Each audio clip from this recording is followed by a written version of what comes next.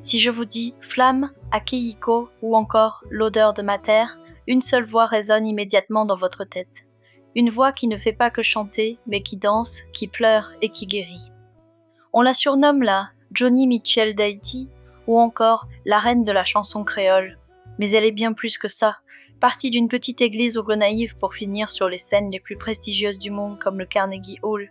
Elle a traversé les décennies sans prendre une ride, portant l'âme d'Haïti en bandoulière. Aujourd'hui, sur Haïti Info, on plonge dans la biographie complète et les accomplissements d'une légende vivante, Emeline Michel.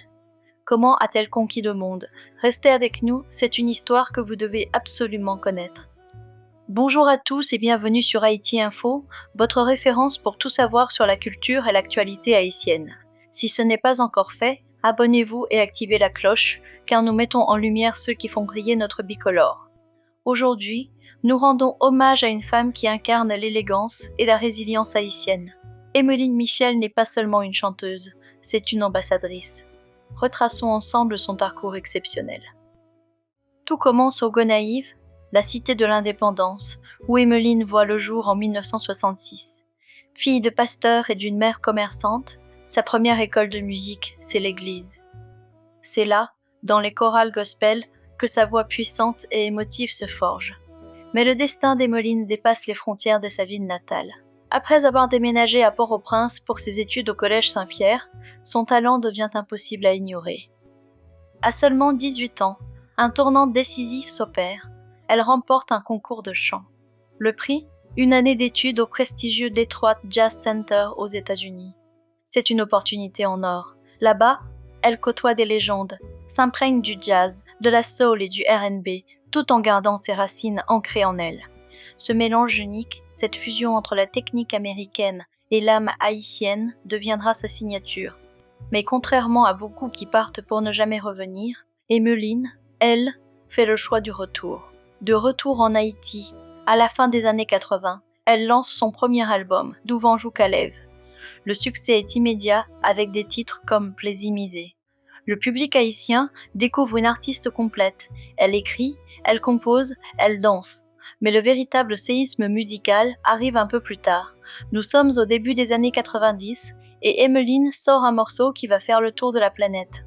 Akihiko. Ce titre est une révolution. Sur un rythme entraînant, elle appelle à l'unité et à la joie. La chanson devient un hymne, non seulement en Haïti, mais dans toute la Caraïbe, en Europe et même au Japon. C'est l'âge d'or. Elle enchaîne les albums, Flamme, Tout mon temps, Bampazé. Elle ne se contente pas du compas ou du troubadour classique, elle crée un son hybride, sophistiqué, qui séduit autant les mélomanes de jazz que le grand public. Elle prouve que la musique créole peut être internationale sans perdre son essence. 219.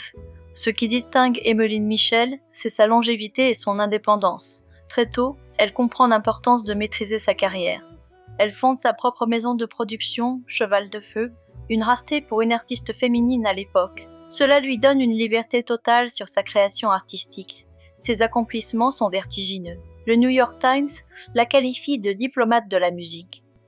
Elle a chanté sur les scènes les plus respectées, le Festival international de jazz de Montréal, le Kennedy Center et bien sûr le Carnegie Hall. Mais Emeline, c'est aussi un cœur immense. Après le séisme de 2010, elle est en première ligne, participant au Téléthon mondial Hope for Haiti Now, aux côtés de stars comme Wyclef Jean et George Clooney. En tant qu'ambassadrice de la Croix-Rouge, elle n'a jamais cessé d'utiliser sa voix pour défendre les droits des femmes et des enfants. Pour elle, chanter n'est pas juste un art, c'est une mission sociale. Avec plus de 30 ans de carrière et une douzaine d'albums, dont les chefs-d'œuvre Corps et âme et Quintessence, Emeline Michel reste une icône intouchable.